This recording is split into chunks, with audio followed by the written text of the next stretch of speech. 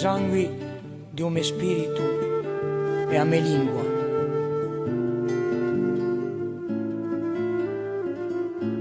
Io so la lingua corsa, un voto mica mora, so la lingua materna di livo sciantinnati, perché a tempo d'oggi volemo te lavora, o gorzi senza me sarete sbattizzati. Ma avete già spudato di lì parole antiche, ma avete infrustirito e m'avete ingannato di ciò che uso stata ferma a pochi vestiti, perché avete vergogna di tena come parlato. Io so la lingua corsa di li voci maiori, che è stata adduprata fra gli secoli sani, qui da per Dio ma, qui da per di dolori, qui da che è stata sempre in bocca di l'anziani.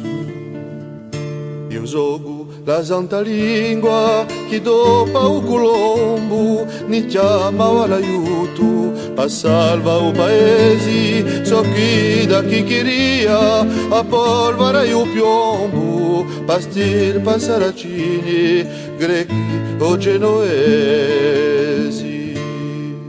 So la lingua di quelli che oggi sono spariti, che piacciono in sta terra di dolo e di pianto, e poi soviglioli firmati russurridi, si ingira poi in corso, vi si canto lamento.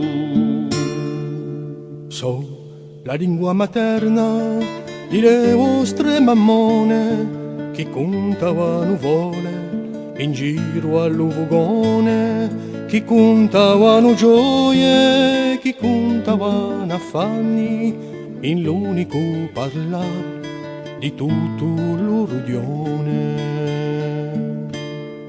So quella che lontano chiamava un rispetto fra la gente amica e anche più forestiera. So quella che sincera sbuttava dal petto di due corsi spersi in un fondo di galera. Se voi perdita me, perdita vostra razza, non s'amintara più, né ceppo, né casata, né sare in sto mondo, una rubaccia lazza, un corso non sarà più che lingua tralasciata.